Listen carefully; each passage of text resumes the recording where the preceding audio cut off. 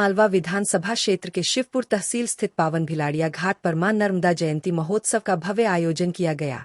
इस अवसर पर नर्मदा तट पर श्रद्धा, आस्था और भक्ति का अद्भुत संगम देखने को मिला। सुबह से ही श्रद्धालुओं का नर्मदा तट पर आगमन प्रारंभ हो गया था, जिससे पूरा घाट भक्तिमय वातावरण में सराबोर हो गया। महोत्सव के दौरान भाजपा युवा मोर्चा प्रदेश अध्यक्ष श्याम टेलर और पूर्व राज्यपाल कप्तान सिंह सोलंकी विशेष रूप से भिलाड़िया घाट पहुंचे। दोनों वरिष्ठ नेताओं ने विधि विधान एवं मंत्रोच्चार के साथ मां नर्मदा की पूजा अर्चना कर अभिषेक किया। इसके पश्चात मां नर्मदा को विशाल चुनरी अर्पित की गई, जो श्रद्धा और समर्पण का प्रतीक रही। इस अवसर पर भाजपा जिलाध्यक्ष प्रीति शुक्ला, राज्यसभा सांसद माया नारोलिया, विधायक प्रेमशंकर वर्मा, भाजपा नेता योगेंद्र सिंह मंडलोई, जनपद अध्यक्ष प्रतिनिधि मृगेंद्र सिंह मंडलोई, किसान नेता यशवंत पटेल, भाजपा कार्यकारिणी सदस्य संतोष पारिक, रघुवीर राजपूत, भाजपा युवा मोर्चा प्रदेश उपाध्यक्ष विश्वेंद्र सिंह मंडलोई सहित बड़ी संख्या में भाजपा पदाधिकारी, कार्यकर्ता एवं स्थानीय ग्रामीणजन उपस्थित रहे। पंचांग के अनुसार माघ माह के शुक्ल पक्ष की सप्तमी के दिन हर वर्ष नर्मदा जयंती महोत्सव मनाया जाता है। मां नर्मदा के जन्मस्थान अमरकंटक के मध्य प्रदेश, महाराष्ट्र और गुजरात में ये उत्सव बहुत ही धूमधाम से मनाया जाता है। जनवरी माह में मकर संक्रांति के त्योहार के बाद नर्मदा जयंती उत्सव मनाया जाता है। भारत में 7 धार्मिक नदियां हैं, जिसमें से मां नर्मदा को भगवान शिव ने देवताओं के पाप धोने के लिए उत्पन्न किया था।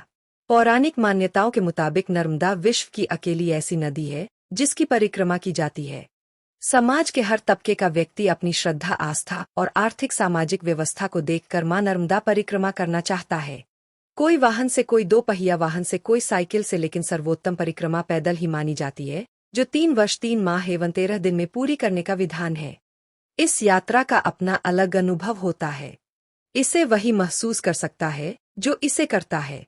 मां नर्मदा के दोनों तटों पर मंदिरों, मठों, स्मारकों की लंबी श्रृंखला मौजूद है, जिसका अपना इतिहास और महत्व है। कहते हैं कि नर्मदा के तटों पर तपस्या शीघ्र फलदायी होती है। रामायण तथा महाभारत और पवित्र ग्रंथों में इस नदी के विषय में अनेक उल्लेख है। पौराणिक अनुश्रुति के अनुसार नर्मदा की एक नहर किसी सोमवंशी राजा ने निकाली थी, जिससे उसका नाम सोमोद्भवा भी पड़ गया था। गुप्तकालीन अमरकोश में भी नर्मदा को सोमोद्भवा कहा है। कालिदास ने भी नर्मदा को सोमप्रभवा कहा है। रघुवंश में नर्मदा का उल्लेख है। मेघदूत में रेवा या नर्मदा का सुंदर वर्णन है। गंगा कनखले पुण्या कुरुक्षेत्र सरस्वती, क्राम वाहन वार्डेन पुण्य सर्वत्र नर्मदा। गंगा हरिद्वार तथा सरस्वती कुरुक्षेत्र में अत्यंत पुण्यमयी कही गई है, किंतु नर्मदा चाहे गांव के बगल से बह रही हो या जंगल के बीच से, वे सर्वत्र पुण्यमयी है। सरस्वती का जल 3 दिनों में, यमुनाजी का 1 सप्ताह में तथा गंगाजी का जल स्पर्श करते ही पवित्र कर देता है, किंतु नर्मदा का जल केवल दर्शन मात्र से पावन कर देता है। नर्मदा जी में स्नान से जन्म जन्मांतर के पाप नष्ट हो जाते हैं और अश्वमेध यज्ञ का फल प्राप्त होता है। प्रातः काल उठकर नर्मदा का कीर्तन करता है, उसका 7 जन्मों का किया हुआ पाप उसी क्षण नष्ट हो जाता है। नर्मदा के जल से तर्पण करने पर पितरों को तृप्ति और सद्गति प्राप्त होती है। नर्मदा में स्नान करने, गोता लगाने, उसका जल पीने तथा नर्मदा का स्मरण एवं कीर्तन करने से अनेक जन्मों के घोर पाप तत्काल नष्ट हो जाते हैं। नर्मदा समस्त सरिताओं में श्रेष्ठ है। वे संपूर्ण जगत को तारने के लिए ही धरा पर अवतीर्ण हुई है। इनकी कृपा से भोग और मोक्ष दोनों सुलभ हो जाते हैं। हिंदू धर्म के विभिन्न शास्त्रों तथा धर्मग्रंथों के अनुसार मां नर्मदा को यह वरदान प्राप्त था कि नर्मदा का हर बड़ा या छोटा पाषाण पत्थर बिना प्राण प्रतिष्ठा किए ही शिवलिंग के रूप में सर्वत्र पूजित होगा। इस प्रकार नर्मदेश्वर गृहस्थों के लिए सर्वश्रेष्ठ शिवलिंग है। नर्मदा का लिंग भुक्ति और मुक्ति दोनों देता है। नर्मदा के नर्मदेश्वर अपने विशिष्ट गुणों के कारण शिवभक्तों के परम आराध्य है। भगवती नर्मदा की उपासना युगों से होती आ रही है। एक अन्य कथा के अनुसार माना जाता है कि उत्तर में बहने वाली गंगा के तट पर नर्मदा ने कई सालों तक भगवान शिव की आराधना की थी। भगवान शिव उनकी आराधना से प्रसन्न होकर वरदान देते हैं, जो अन्य किसी नदी को प्राप्त नहीं है। नर्मदा ने भगवान शिव से वरदान मांगा कि मेरा नाश किसी भी परिस्थिति में नहीं हो, चाहे प्रलय क्यों नहीं आ जाए। मैं पृथ्वी पर एकमात्र ऐसी नदी रहूं जो पापों का नाश करे। मेरा हर पत्थर बिना किसी प्राण प्रतिष्ठा के भी पूजनीय हो। मेरे तट पर सभी देवताओं का निवास रहे। इस कारण से नर्मदा का कभी विनाश नहीं होता, वो सभी के पापों को हरने वाली नदी मानी जाती है। इस नदी के पत्थरों को कई मंदिर में शिवलिंग के रूप में स्थापित किया गया है। इस नदी में स्नान करने से पापों से मुक्ति मिलती है। मां नर्मदा के अस्तित्व पर चुनौतियां कम नहीं है। गांव और शहरों की सीवेज के साथ हानिकारक रसायनों का मिलना इसके उद्गम से संगम तक लगातार जारी है। सीवेज रोकने के कार्यक्रमों की घोषणाएं जुमले सिद्ध हो चुकी है। अमरकंटक से लेकर भरूच तक नर्मदा नदी के किनारे कई ग्रामों, शहरों व कस्बों पर अवैध रेत उत्खनन से जो खाई व गड्ढे बन गए हैं, वे अरबों रुपए के बजट से भी नहीं भर पाएंगे। ग्राम पंचायत को दिए खनन के अधिकारों को ठेंगा दिखाते माफियाओं के लिए कानून के हाथ लंबे नहीं है। पैसे व रसूख के दम पर वे हर रोज नर्मदा का सीना व किनारे छलनी कर रहे हैं। वास्तव में नर्मदा नदी को संरक्षित और प्रदूषण मुक्त करना है। नदियों से अपंत्व भरा रिश्ता कायम करना जरूरी है। भगवान शिव उनकी आराधना से प्रसन्न होकर वरदान देते हैं, जो अन्य किसी नदी को प्राप्त नहीं है। नर्मदा ने भगवान शिव से वरदान मांगा कि मेरा नाश किसी भी परिस्थिति में नहीं हो, चाहे प्रलय क्यों नहीं आ जाए। मैं पृथ्वी पर एकमात्र ऐसी नदी रहूं जो पापों का नाश करे। मेरा हर पत्थर बिना किसी प्राण प्रतिष्ठा के भी पूजनीय हो। मेरे तट पर सभी देवताओं का निवास रहे। इस कारण से नर्मदा का कभी विनाश नहीं होता, वो सभी के पापों को हरने वाली नदी मानी जाती है। इस नदी के पत्थरों को कई मंदिर में शिवलिंग के रूप में स्थापित किया गया है।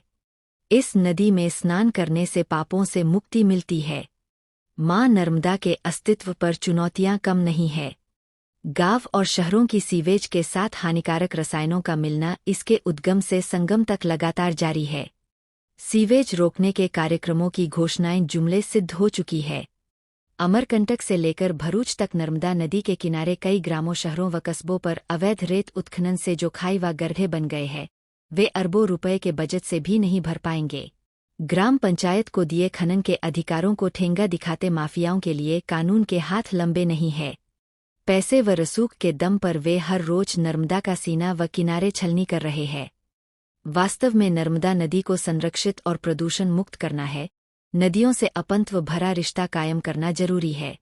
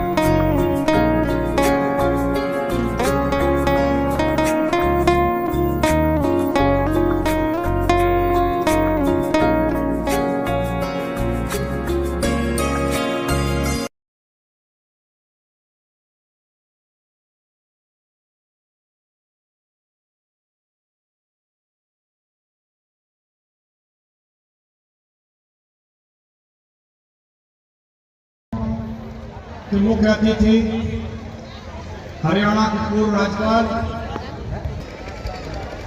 पावन भक्तों को मां नर्मदा जयंती की सर्वप्रथम बहुत बहुत शुभकामनाएं प्रेषित करता हूँ।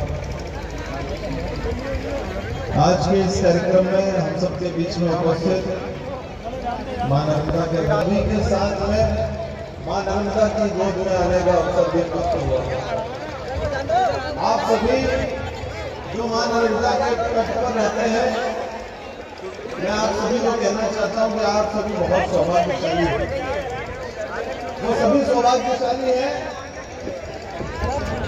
जिन्हें 84 लाख जन्म जीने के बाद में मानव जीवन मिला है। और उस मानव जीवन में भी यदि भारत देश के इस पुण्य क्षेत्र में जन्म लेने का अवसर मिलता है तो 2 गुना पुण्य मानी जाती है। और इस भारत देश के अंदर भी मध्य प्रदेश में जिन लोगों को मां नर्मदा की गोद में आने का अवसर मिला, आप सबको बहुत पुण्य कर्म करके यहाँ से पाए। आप सबकी पुण्याएं तो हम सबसे ज्यादा है। मां नर्मदा का नित्य आशीर्वाद आप सबको मिलता है और मां नर्मदा का ये जो शीतल परिवेश है, जो हमारी संस्कृति, हमारी विरासत, हमारे संस्कार और हमारे सनातन को सदैव जीवित रख करके एक प्रवाह के माध्यम से बहती है और सदैव अपने भक्तों के ऊपर उस प्रकार की कृपा करती है कि मां नर्मदा की गोद में जब भी कोई अपनी झोली फैला करके आता है तो वो खाली नहीं जाता।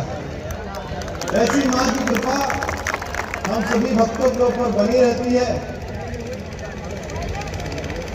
वैज्ञानिकों ने इतिहास में इसे नदी कहकर के संबोधित किया, उसे इस देश के सनातन ने मां कहकर के पुकारा है और हमारी संस्कृति, हमारे सनातन की चिर पुरातन स्मृतियों में जब भी हम याद करेंगे तो मां नर्मदा का विराट व्यक्तित्व हम सभी लोगों को दिखता है। और आज मां नर्मदा जयंती के इस पावन अवसर पर हम सभी इस कार्यक्रम में उपस्थित हुए। मैं सर्वप्रथम इस आयोजन समिति के भी लोगों को अपनी ओर से बहुत बहुत शुभकामनाएं देना चाहूँगा। इस प्रकार का पुनीत आयोजन न केवल हमारी आध्यात्मिक चेतना के लिए जबकि हमारे सामाजिक सद्भाव के लिए भी हम सब जब लोग मां नर्मदा की गोद में एक साथ एकत्रित होते हैं तो मां भी अपने भक्तों को इस प्रकार से एकत्रित देख करके प्रसन्न होती होगी कि मेरे सभी पुत्र, मेरे सभी भक्त एक साथ आकर के एक सद्भाव से, एक विचार से, एक सनातन के विचार से एकत्रित हुए हैं। तो आज मां के इस जन्म जयंती के अवसर पर आप सभी को मेरी ओर से शुभकामनाएं देकर के अपनी वाणी को विराम दूंगा।